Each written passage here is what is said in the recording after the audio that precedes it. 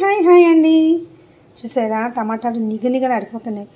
ఎప్పుడైనా టమాటా నిలవ పచ్చడి ఎండలో పెట్టి అవన్నీ చేసి ఆ తతంగం చేసిన పచ్చడి చూసాం. మామూలుగానే ఇంట్లో పచ్చడికాయలు టమాటాలు పచ్చడి చూసాం. ఈ పచ్చడి ఎప్పుడైనా చూసారా?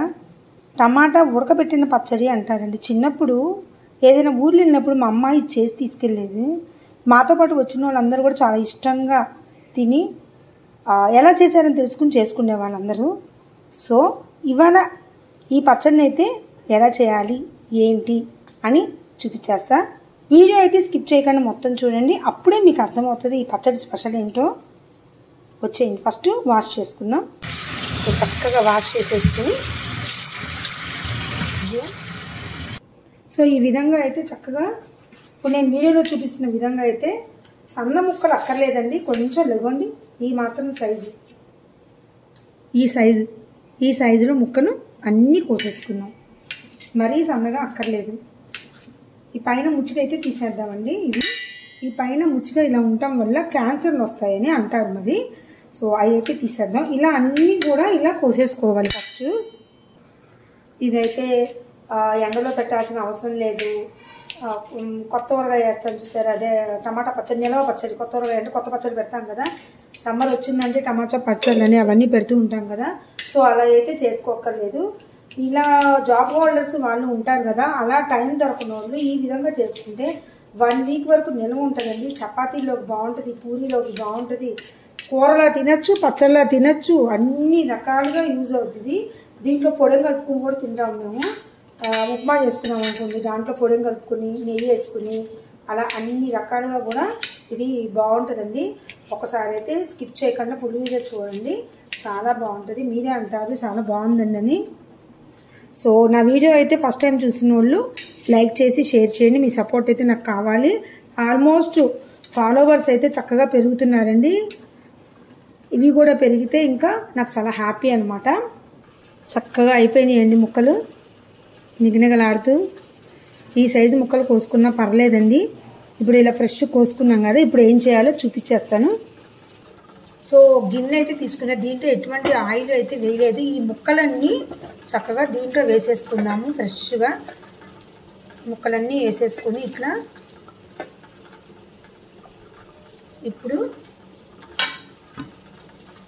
ఇప్పుడు దీంట్లో రాళ్ళ ఉప్పు తీసుకుంటున్నానండి. ఒక 3 స్పూన్స్ ఉంటాయి ఇది. సో రాళ్ళ ఉప్పు తీసుకున్నాను.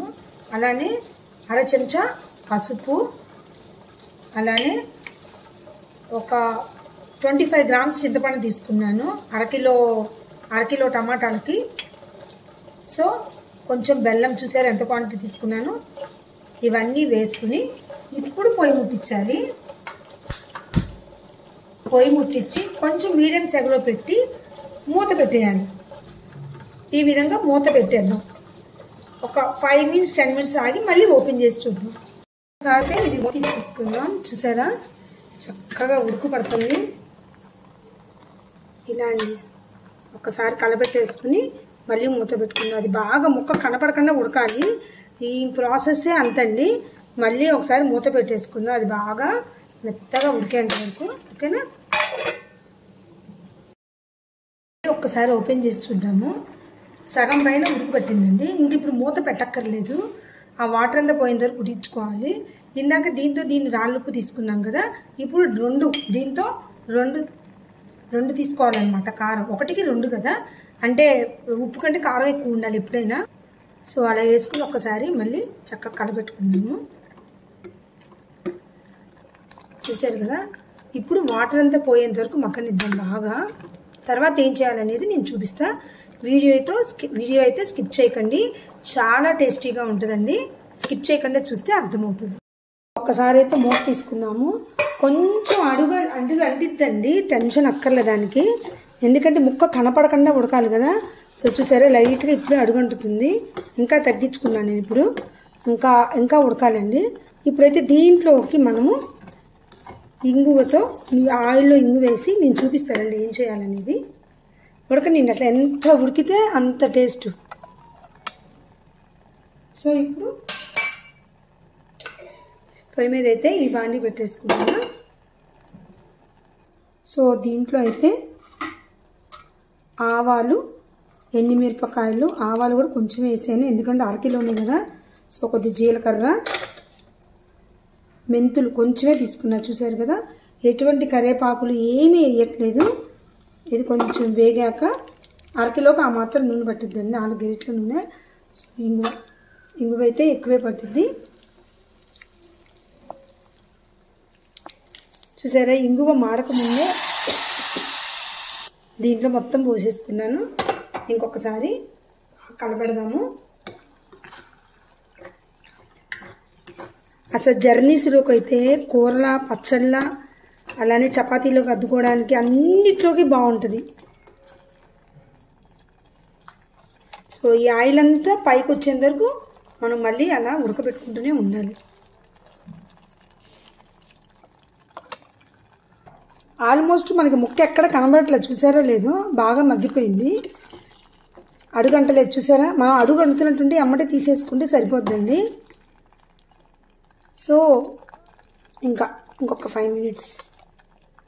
సో ఇప్పుడు మూత ఇందాక నుంచి అనేసాను చూసారా, కొంచెం ఇక్కడ గ్యాప్ ఇచ్చేసాను ఎందుకంటే వాటర్ అంతా వెళ్ళిపోయింది కదా. మళ్ళీ మొత్తం మూత పెట్టి ఇది అయిపోద్ది అనమాట. చూసారా, ఆయిల్ అంతా పైకి తేరుకుందండి. సో ఇంక ఇది అయిపోయినట్టే అండి. పిల్లలు కూడా చాలా ఇష్టంగా తింటారండి ఇది. బెల్లం కొంచెం వేసాము, చింతపండు వేసాము, టమాటా పులుపు చింత ఉంది కదా, మళ్ళీ చింతపండు ఎందుకు అనుకోవద్దు, చాలా బాగుంటుందండి. ఇది ఒక బాగా చల్లారాక గాసీసాలో అయితే ఉంచుకుంటే మినిమం 1 మంత్ పైనే ఉంటుందండి, జాగ్రత్తగా వాడుకుంటే మనం. సో ఇవాళకి ఇంతేనండి, టమాటా ఉడకబెట్టే పచ్చడి. చాలా ప్రయాణాల్లో అయితే చాలా అంటే చాలా బాగుంటుంది. నచ్చితే లైక్ చేసేయండి. బాయ్ అండి.